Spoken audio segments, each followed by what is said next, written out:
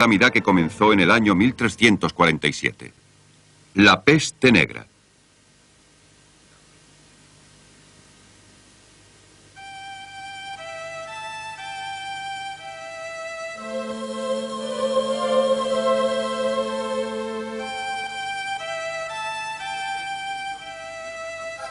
Decenas de millones murieron a causa de la peste negra solamente en Europa.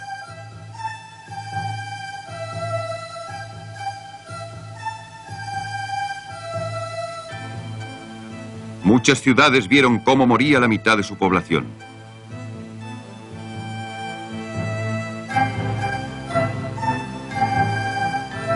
Algunos monasterios perdieron a todos sus monjes, excepto uno o dos.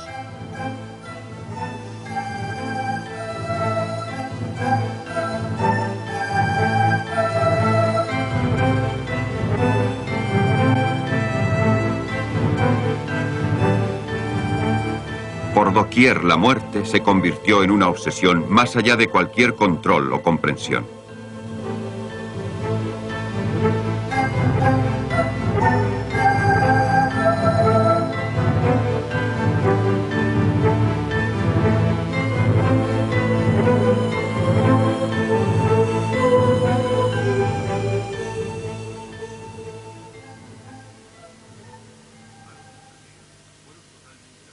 Algunas aldeas fueron totalmente borradas del mapa, convirtiéndose en las aldeas medievales abandonadas de las que hoy en día solo quedan unos campos y lomas con surcos.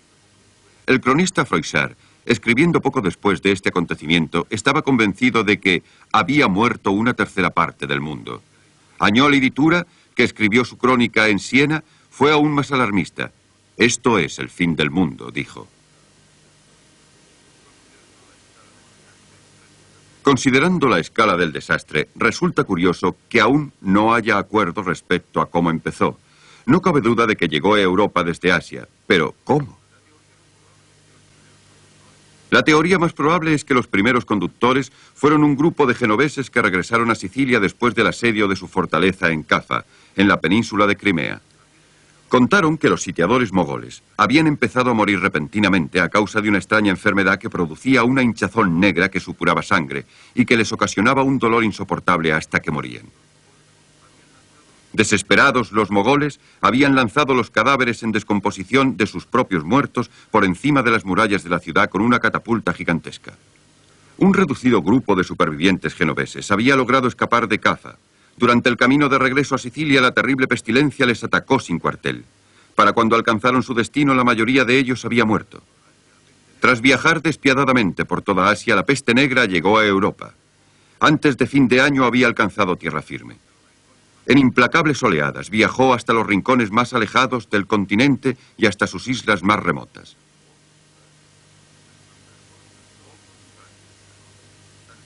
Pocos lugares se libraron. Tan solo unas zonas de Polonia y del norte de Italia. En 1353, cuando al fin la pestilencia cesó, tal vez 20 millones de europeos desde Escocia hasta España y desde Irlanda hasta Creta habían muerto por la peste negra.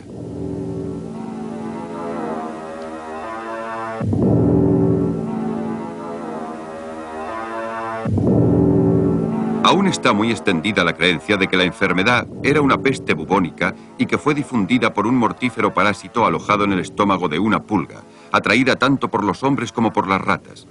Por consiguiente, la mejor defensa era matar a todas las ratas y evitar todos los lugares donde éstas vivían, como por ejemplo las casas.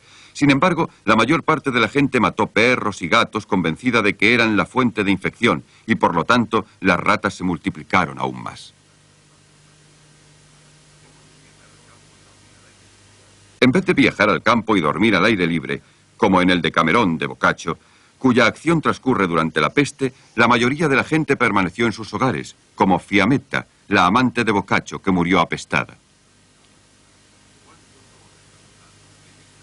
«¿Cuántos hombres arrojados y bellas damas», escribió un poeta desconsoladamente, que cualquier médico habría declarado sanísimos, tomaron su desayuno por la mañana con sus parientes, camaradas y amigos, y al llegar la noche compartieron la cena con sus antepasados en el otro mundo. La peste negra no fue en modo alguno el único desastre que se abatió sobre toda Europa en el siglo XIV. En el año 1300 el continente estaba casi con toda seguridad superpoblado. Un siglo más de crecimiento económico ininterrumpido había producido un rápido incremento de la población en las ciudades. Alimentar a sus habitantes se volvió cada vez más difícil. Entre 1315 y 1319, una sucesión de malas cosechas ocasionó carestías y epidemias. A medida que avanzaba el siglo, las cosechas malogradas se hicieron cada vez más frecuentes. Los pobres comían cualquier cosa a la que pudieran echar mano: perros, gatos, hierba o incluso sus propios hijos, según se decía. Sin embargo, a pesar de la carestía y de la peste, aún había muchas personas dispuestas a hacer la guerra.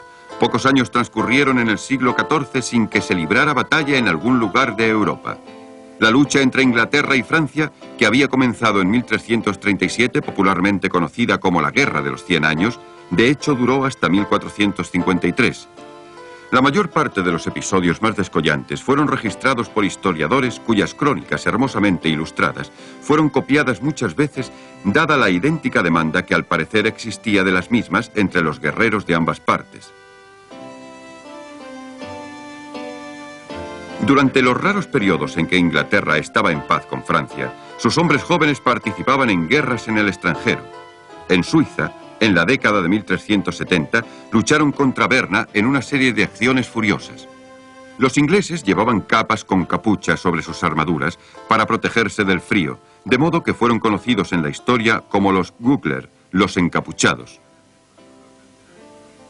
En Italia, los mercenarios, principalmente ingleses, al mando de Sir John Howard, realizaron unas hazañas brutales al servicio de muchos príncipes del norte de Italia, que serían narradas posteriormente por Sir Arthur Conan Doyle, en su libro La Compañía Blanca.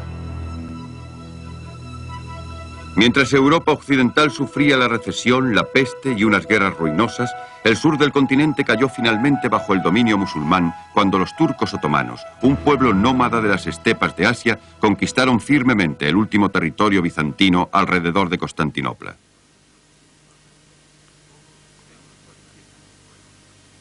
En 1450, todo lo que quedaba del antaño poderoso imperio bizantino, que había subsistido durante 1000 años, era la ciudad de Constantinopla, defendida por sus magníficas murallas. Los turcos establecieron un largo cerco con la esperanza de obligar a la ciudad a rendirse antes de que los defensores recibieran ayuda de Occidente. Por fin, en 1453, un asalto a las murallas de la ciudad se vio coronado por el éxito.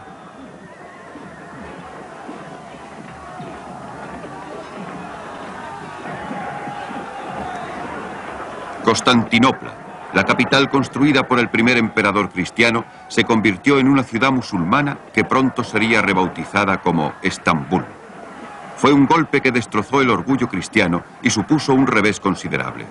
Los mercaderes occidentales perdieron todas las concesiones comerciales en el cercano Oriente.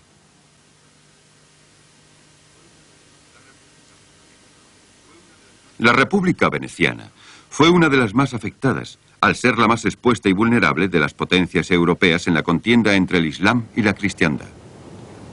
Como comunidad marítima que dependía del comercio de especias y de mercancías exóticas de Oriente para poder sobrevivir, necesitaba que el mundo islámico no la considerara como una avanzadilla oriental de la cristiandad, sino como una industria de servicios neutral. Durante cierto tiempo esta precaria política fue rentable, pero a medida que continuaba el avance de los turcos, las críticas a la República arreciaron. «¡Ay de los venecianos!», escribió el Papa Pío II en 1463. «¡Cuánto habéis envilecido vuestro antiguo carácter! Vuestro excesivo comercio con los turcos os ha convertido en amigos del infiel». «Siamo veneziani, poi cristiani», replicaron los venecianos. «Primero somos venecianos y luego cristianos». La ciudad de los canales intentó sobrevivir construyendo grandes fortificaciones a lo largo del Adriático para mantener alejados a los turcos mientras continuaba comerciando con las naciones amigas más orientales. Pero como el avance otomano continuó, su comercio con Oriente se interrumpió temporalmente. Génova, la principal rival de Venecia en el comercio con Oriente, reaccionó ante el crecimiento del poder otomano. Gradualmente sus mercaderes trasladaron sus intereses y su comercio de Oriente a Occidente, y en 1489 llegaron incluso a vender a Venecia sus derechos en Chipre. Realizaron inversiones en los viajes de exploración emprendidos por los marinos portugueses a lo largo de la costa occidental de África.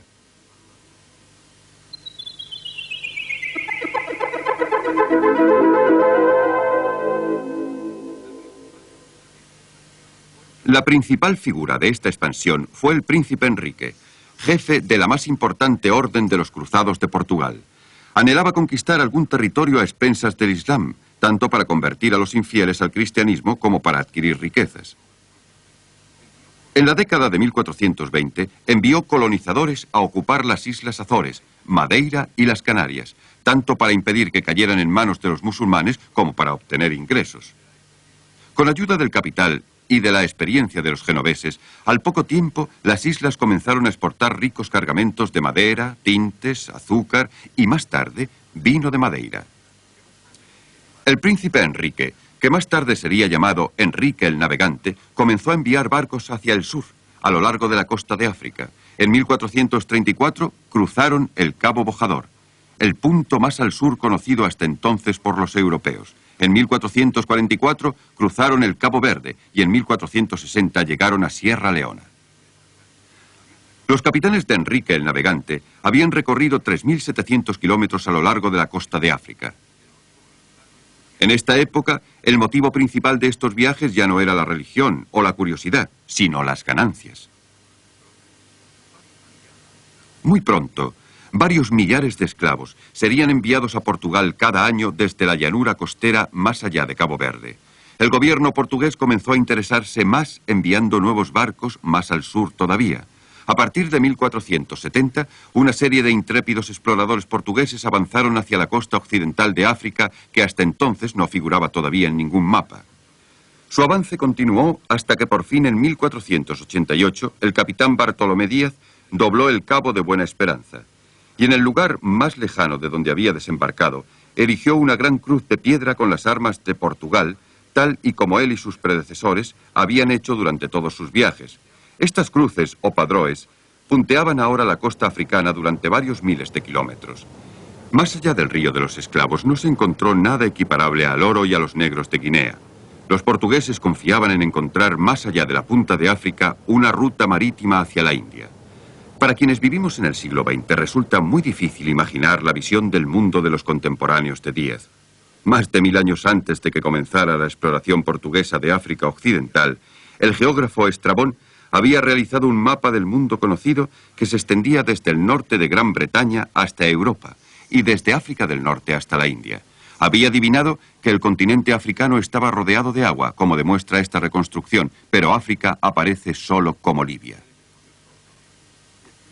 El egipcio Ptolomeo, que escribió en el siglo II de nuestra era, muestra una parte del mundo conocido ligeramente mayor, pero en desacuerdo con Estrabón con respecto a África. Según Ptolomeo, el continente continúa al fondo del mapa y está unido a Asia por un puente de tierra.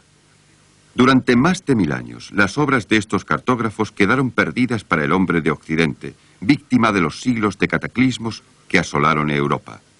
Cuando fueron redescubiertos a comienzos del siglo XV, fueron las teorías de Ptolomeo las que se convirtieron en la base de la geografía mundial. Al doblar la punta meridional de África, Díaz demostró que Ptolomeo estaba equivocado. Este mapa del cartógrafo alemán Martellus, hacia el año 1490, muestra la línea costera occidental de África que desciende hasta el Cabo y el comienzo de la ruta marítima al este de la India. El viaje de Díaz había eliminado cualquier duda en este sentido. No obstante, su éxito no pudo tener una continuación inmediata. Sus pequeñas naves quedaron casi destruidas por los tremendos mares del Cabo, que bautizara como Cabo de las Tormentas, y le aconsejó al rey que construyera una flota de naves más grandes para proseguir hacia la India, haciéndole notar que necesitarían ir equipadas con artillería pesada, ya que el Océano Índico era el coto cerrado de los poderosos mercaderes musulmanes.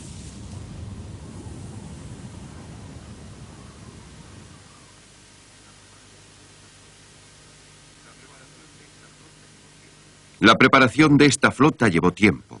Portugal no podía permitirse un fracaso. y hasta 1497 no zarpó de Lisboa una poderosa flota al mando de Vasco de Gama, un noble cortesano.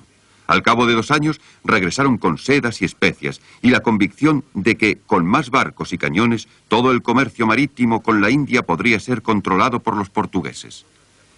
En 1500, una flota de 14 naves bajo el mando de Pedro Álvares Cabral, que se detuvo solo para reclamar Brasil para su soberano durante el camino, controló todos los buques que navegaban por las aguas de Asia. Pero en esta época había otro europeo que reivindicaba haber descubierto una ruta marítima hacia Asia. Su nombre era Cristóbal Colón, y era uno de los muchos marinos que habían entrado al servicio de Portugal en el siglo XV. Hacia el año 1487, cuando tenía 36 años, Colón llegó al convencimiento de que a unos 6.000 kilómetros al oeste de Lisboa, un navegante descubriría Japón. En esta época, los hombres instruidos habían llegado a la conclusión de que la Tierra no era plana como siempre se había creído, sino redonda. Sin embargo, Colón creía que su circunferencia era de solo 30.000 kilómetros, aproximadamente un 20% menos de las dimensiones reales.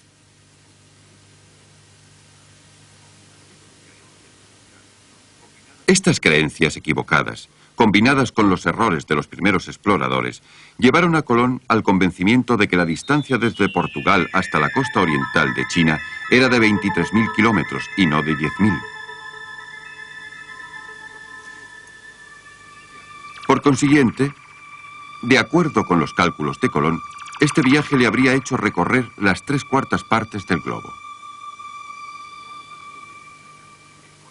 Por lo tanto, no hay que extrañarse de que cuando zarpó en dirección oeste y divisó las costas de Cuba al cabo de 5.000 kilómetros, diera por supuesto que se trataba de China y enviara a tierra una embajada para buscar a los representantes del Gran Khan. Pero en 1487 estos descubrimientos aún se hallaban en el futuro. El Consejo de Estado de Portugal rechazó la teoría de Colón. Decepcionado, recorrió durante 5 años las capitales de Europa en busca de un patrocinador. Finalmente, en 1492 lo encontró en España en la persona de Isabel de Castilla, que le nombró almirante del mar Océano y le dio 3 carabelas con las que podría zarpar rumbo a las Indias. Por fin Colón lograría acceder a la inmortalidad. En una sucesión de viajes, podría al fin reivindicar el descubrimiento de un nuevo continente, América. En menos de medio siglo, un puñado de exploradores de las penínsulas ibéricas e italiana habían enlazado una serie de regiones divididas hasta entonces en un sistema global que jamás se rompería. Los europeos, los africanos, los asiáticos y los americanos entraron todos ellos en contacto recíproco con sus productos, sus creencias y sus prejuicios. No fue un intercambio que solo aportara ventajas a las naciones y culturas europeas dominantes. Para aquellos que iban a ser descubiertos, los africanos... Xtorix, suscríbete.